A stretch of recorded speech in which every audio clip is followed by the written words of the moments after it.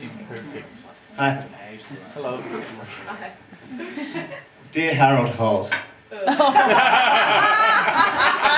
It's not funny. When he was younger, my uncle was always searching for you. He was a kid, so he didn't really know any better. He'd go into the butcher's or the hardware, and when people asked him what he was doing, this 8-year-old kid, he'd say, "I'm looking for Harold Holt." For a while, everyone thought it was funny. It allowed them to laugh and put at ease any tension they might have felt about you vanishing under the water. It was only a year later, after his younger sister was killed in a car accident, that my uncle started to get more serious about finding you. He started reading about tides and undertows. He started walking up and down the beach where you disappeared.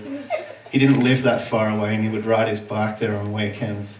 Take him with him in a backpack, a pair of binoculars, a towel, a paperback book, and 2 sandwiches.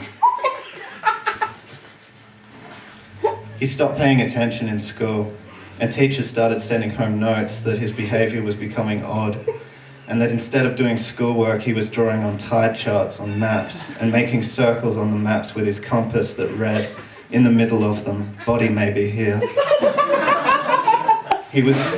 He was hated by almost all of his classmates and some of his teachers, but mostly he was just referred to as the weird kid and left alone.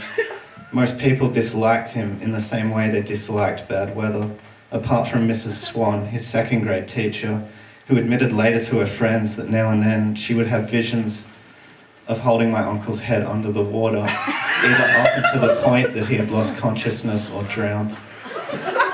These visions would strike her with a disturbing regularity, while writing on the blackboard, while standing in line in the supermarket, even once while making love to her husband. Her mind would suddenly stop its normal thought process and be filled with the sight of my uncle's face, silently screaming under clear blue water.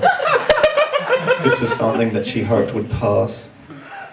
At age 11, my uncle had started to be more secretive about his obsessions. At school, he was still a mediocre student, but he was more attentive, and teachers said that at least now he was trying.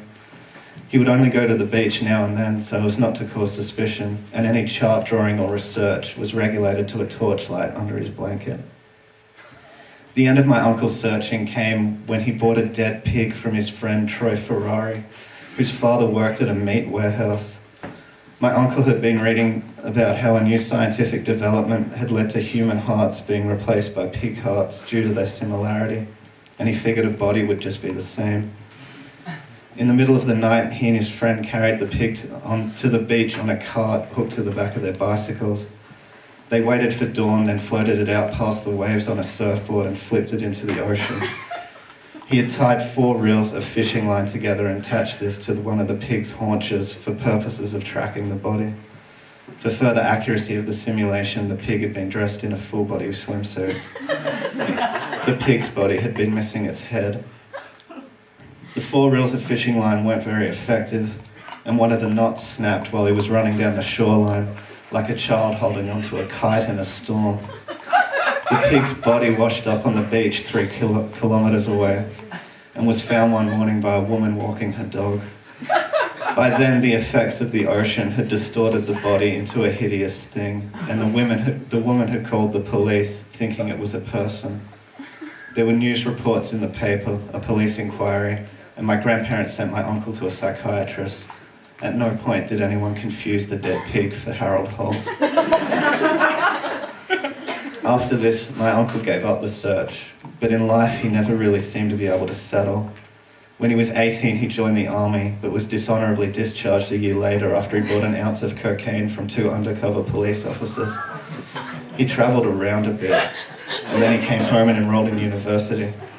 He got a pretty good job later, working for the Deaf Society, but he's been divorced 3 times and he still drinks a fair bit. I always had trouble trying to figure him out. The last time that he was over at my house, we watched the tennis together one night, and he was off his head on antidepressants and making all these jokes that weren't really funny. But he'd still smile at them, the lines in his face crinkling, like the wake of a boat cutting through deep water. Sincerely, Chris Somerville. Thanks.